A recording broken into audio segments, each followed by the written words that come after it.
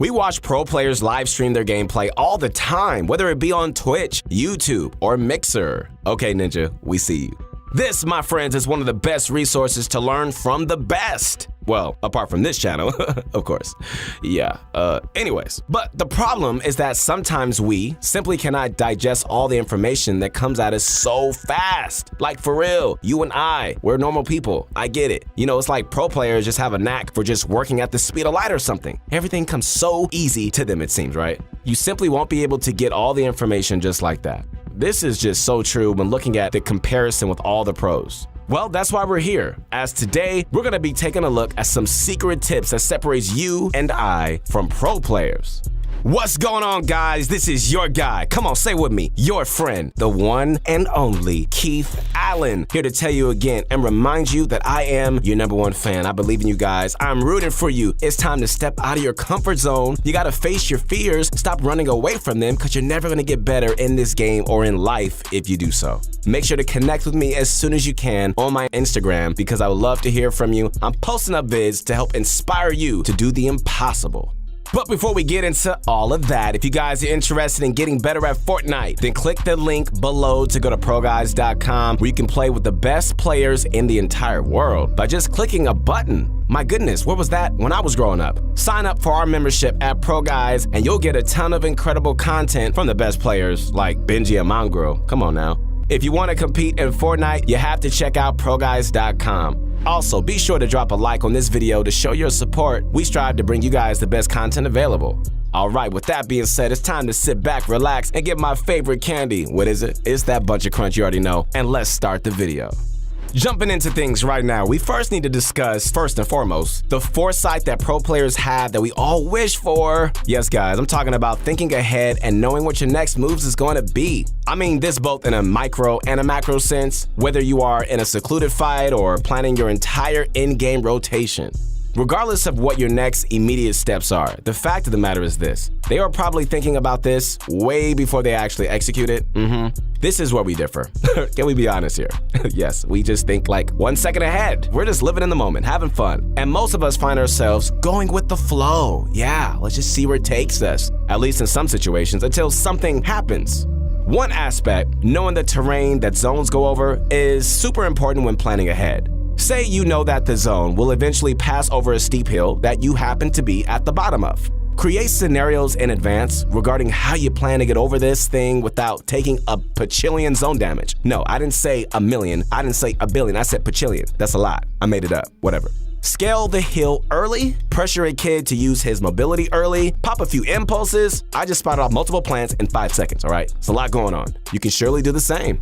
Even down to the basics, knowing your inventory is one example of many. You have enough mats to go for and maintain height, do you? If so, then it's an option on the table.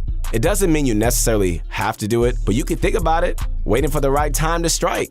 No need to only use this advice during the end game. Learn to use mobility items as a crutch during your mid-game engagement. If you have shockwaves and launch pads, then you can play more aggressive, knowing that a rotation item can bail you out at any time. But this all goes back to the original point of becoming a master planner and checking what you have to work with. How can you adapt your individual games to different situations if your head isn't in the game and processing everything that comes in your screen to the fullest? I can literally spew off over 100 more situations where using your brain to frequently remind yourself of possible options would be very beneficial to you. You probably already use a basic version of forethought, I get it, such as the latter examples that I mentioned, but our goal, ladies and gentlemen, is to have you expand that into a matured mindset when it comes to the game of Fortnite and apply it to diverse situations that require a sophisticated battle royale scholar to take the wheel. Yes, you can do it. Conveniently, thinking ahead ties directly into our next tip. I'm talking about something that we've talked about a lot, and that is reaction time. Everyone say slow motion. That's how some of us act when we play. The reason why reaction time is so intertwined with our previous tip is because when thinking ahead, you are inadvertently preparing your brain for upcoming fights. Additionally, you're creating backup plans for unexpected people you're going to need to fight. If you've ever watched consistently Zexrow or like a young speed guy like Clicks, both of these guys have taken these steps to the next level. Using these methods in combination with their already quick reaction times and abilities to read situations like no other makes them for a lethal, like seriously entertaining viewing experience. And it really does make sense if you think about it, because actively thinking ahead will always keep you alert and never on just autopilot mode. I know that when I'm not like actively thinking about my Fortnite game, it's like my brain begins to doze off and I could just see myself in Hawaii just on a surfboard. It's weird because I don't even surf. So that's how far my mind goes. And it just leaves you and I susceptible to players that just come out of nowhere. The problem is, my friends, is that players don't just pop out of nowhere. No, they don't. When they surprise you, typically, you weren't just paying enough attention to the situation around you. You were probably thinking about the girl again that you should have talked to, and you did it. Again. What's wrong with you, man? Just talk to her. Come on, stop being shy. Constantly engaging with that new information, think about sound of shots, builds being broken, next zone locations, launch pads being placed, and everything else you can imagine. That's what's going to keep you in the game. Now, if you take this advice and someone still pops out of nowhere, I'm sorry, I'm not playing. Well, if you developed a mature enough forethought to know how to get out of a bad situation, this shouldn't be a problem either. TLDR. Less just playing around in your box and more thinking about your future moves. It'll come in handy. Okay, great. Now you're developing better awareness of the situations at hand and are able to respond quicker as a result. I'm so proud of you. I really am. Keep going.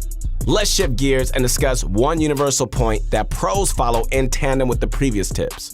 Don't overextend yourself. Please don't. What I mean by this is that, specifically in the end game, the best of the best know when they need to make a move or when they could just chill. Like in my experience, I know lots of non-pro players get so jittery in the end game. Once they get into a good position, they got everything going for them, it's just in their instincts to just mess it all up. I've been there. Like my mama said, if it ain't broke, then don't fix it.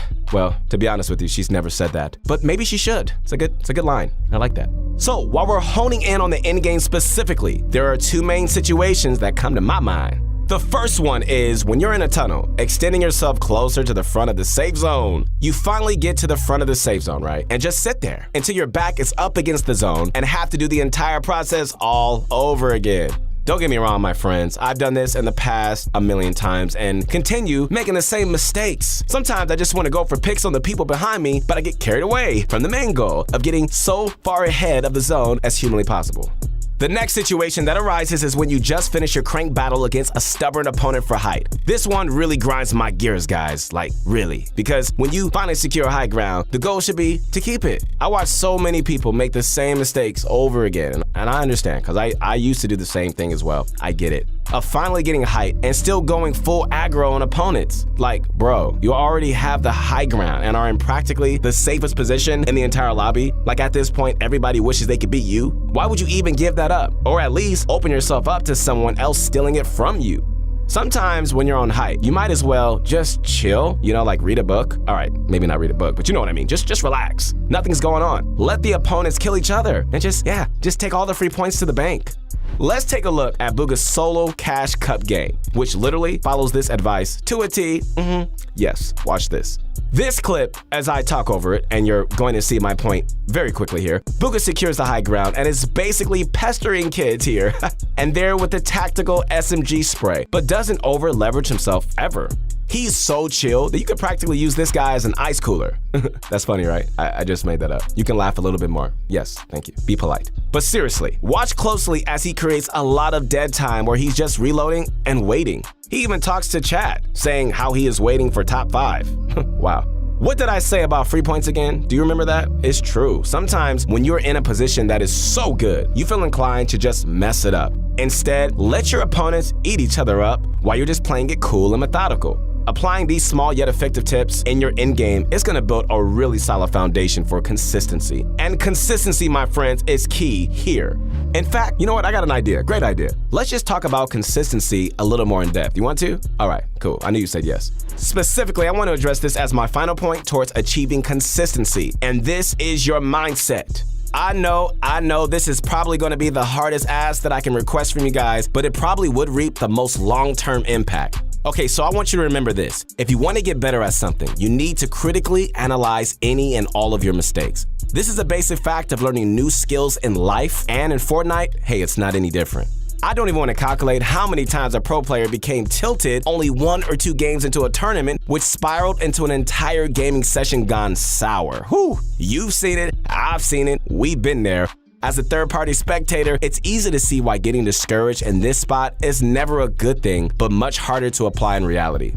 So just to encourage you guys, just cool down, put your head down, and play the game to learn. Instead of getting all fired up and getting a fit of rage when you die and wanting to break things and go crazy, like I've done many times and I've broken many things, ask yourself what you did wrong and how you can improve. A great way to develop your mindset and better habits would be to treat Fortnite like a puzzle. You know what I mean? Like you want to solve it. Instead of getting discouraged that you died in an unfortunate situation, because it happens to the best, use the misfortune to your advantage, learn for the next time, and turn that anger into fuel to make you fired up to keep going. You know what I mean? You gotta do that. In fact, many pro players, both in and outside of Fortnite, use mental coaches to assist their process. The fact that pros pay other coaches to tell them this type of information should be a sign that you should take notes. Also, my PayPal is in the description underneath. No, I'm playing. You don't have to pay me. I was kidding, of course, but that would be amazing. All right, so let's go over everything one more time. First, you're going to want to think ahead of the competition when it comes to future decisions. Create multiple scenarios in your brain based on different outcomes. This will all work in tandem to prepare you for inevitably surprising and tough spots that your opponents will put you in.